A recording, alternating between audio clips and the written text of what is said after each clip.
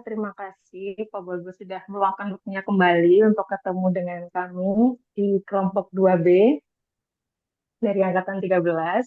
Jadi di sini kami mau wawancara Bapak nih selaku role model gitu tentang bagaimana situasi pekerjaan di BPE atau di PPSDM KIBTKE.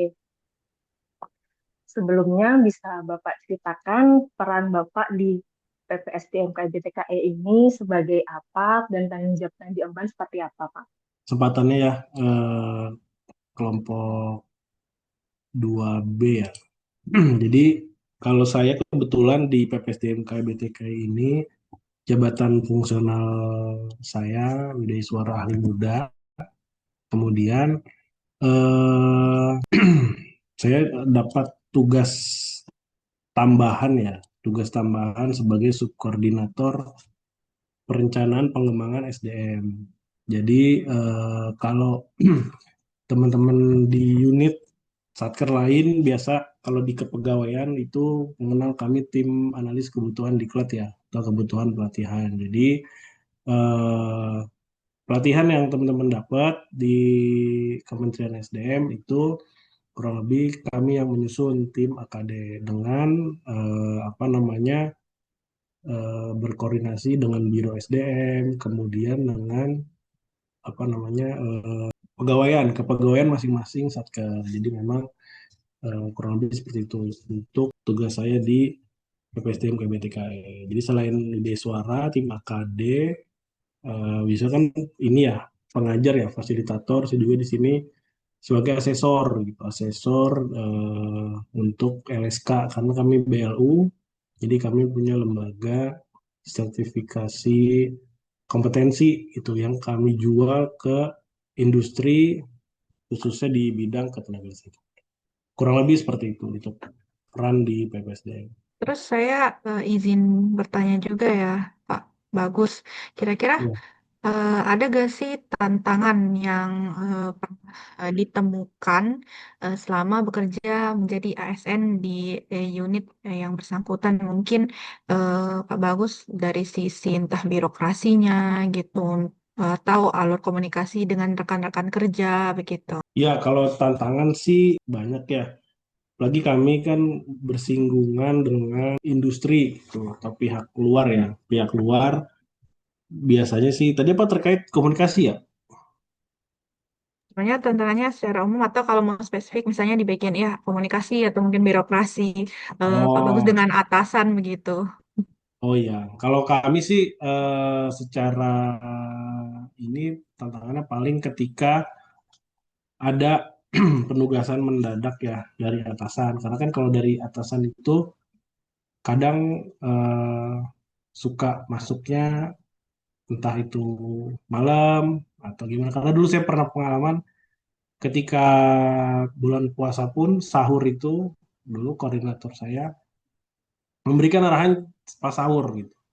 Nah, entah itu setelah tarawih ataupun saat sahur. Nah, itu komunikasi. Nah, kami kan harus meneruskan ke ini ya, ke grassroots ya, ke tim. Kadang-kadang ya ada yang apa namanya eh, responnya cepat atau gimana gitu. Karena memang akhirnya itu pun menjadi kebiasaan di saya. Saya kalau sekarang kalau mungkin nanti bisa tanya Mbak Audrey, kalau saya ingat saya langsung chat tuh jam berapapun, terserah mereka mau responnya jam berapa. Yang penting saya mau ingat saya pasti WA dulu gitu. Makanya saya kemarin begitu apa si Mbak Audrey masuk, saya disclaimer di depan, saya chat begitu ingat saya chat. Nah silakan kalau respon bisa di jam kerja ataupun setelah ini ya apalagi sekarang kondisi cuti kan jadinya kadang-kadang saya juga untuk disponadin kadang-kadang kepencet semua gitu Mbak Audrey masih saya klik jadinya kalau di tampilan depan saya itu numpuk tuh si Audrey itu ada sekitar masih 50 apa 80 ya 50-an belum di open sama dia nah tadi posisi cuti gitu sama kalau ya tadi kalau terkait industri kadang-kadang kan industri juga eh, WA suka di luar jam gitu. Makanya kami pun di tim juga kita sering ingatkan agar cepat merespon gitu. Dengan tadi terkait layanan ya, kurang lebih seperti itu. Baik, terima kasih Pak Bagus atas jawabannya. Boleh dilanjutkan teman-teman. Dari saya Pak Yusuf Pak dari Pusdati ya Pak ya. Mohon maaf Pak, mau izin menurut Bapak ya, sesuai dengan apa ya tantangan tadi itu menurut Bapak perubahan apa sih yang harus dibutuhkan agar kinerja di unit Bapak itu bisa ditingkatkan? Eh, Mungkin selain komunikasi juga ada masalah-masalah lain kan Pak, pasti kan Pak ya. Paling kalau di ini ya khusus di Pokja kami nih Mas Yusuf, kebetulan Pusdatin ya. Kami sekarang sih yang terkendala itu terkait database Mas Yusuf. Jadi kami kan kalau di LSK itu kan ada dokumen uji namanya. Nah, dokumen uji, nah kami itu kalau kemarin saya itu langganan aplikasi cloud cloud di luar. Jadi teman-teman ini kan tusinya selain yang ada tusi di Pokja, itu ada tusi sebagai admin masing-masing. Jadi setiap kegiatan uji itu ada dokumen administrasi. Nah, kemarin sempat langganan setahun, tapi akhirnya sekarang kami stop karena arahan pimpinan jangan langganan lagi. Karena tadi eh, kan dokumen uji si A menguji, nanti dokumen itu akan digunakan si B, makanya kita gunakan bareng-bareng. Nah, memang saya dari kemarin sudah ngomong sama Prakom sini, cuma saya kelupaan terus. Kan bisa ya minta apa drive-nya SDM ya kalau nggak salah ya. Kalau nggak salah tuh kuotanya itu sekitar saya lupa 10 giga apa gimana minimal bisa dipakai bersama. Tuh paling sekarang kalau terkendala itu tadi kita penyimpanan dokumen sih kalau di Pokja kami ya terutama itu karena tadi dokumen itu kan kita ada tiap setiap tahun itu ada namanya penilaian LSK dan juga kita yang kita kan ada LSP juga itu pun setiap apa setiap tahun diminta data oleh BTKE tadi terkait karena kan apa dari BTKE di teman-teman di konservasi itu selalu minta setiap tahun rekap yang sudah tersertifikasi untuk manajer energi maupun auditor.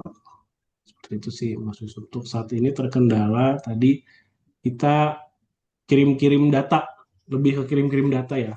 Jadi dikirim lewat WA kirim balik itu repot gitu. Makanya eh, kalau di saya sih di Supokja saya sendiri kebetulan saya sudah apa karena kebutuhan saya pribadi juga ada langganan Microsoft OneDrive ya. Jadi saya di tim saya pakai itu sementara gitu. Jadi kalau saya kemarin ngirim apa kerjaan ke Mbak Audrey ya, saya bilang apa ya saya info aja nih sudah saya upload di sini dikerjakan di situ. Jadi saya ceknya paralel.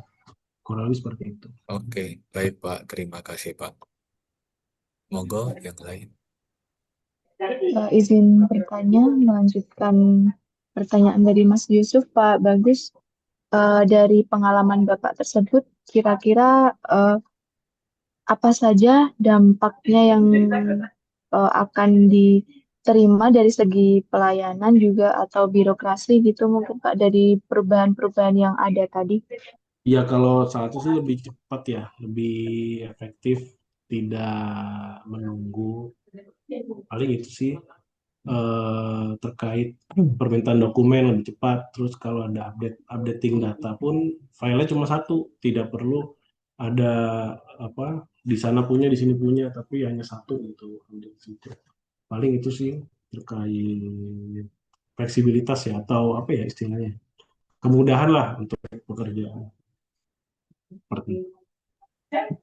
Baik Pak, terima kasih. Ya, ini terakhir Pak. Tadi kan Bapak sudah jelaskan apa namanya yang ada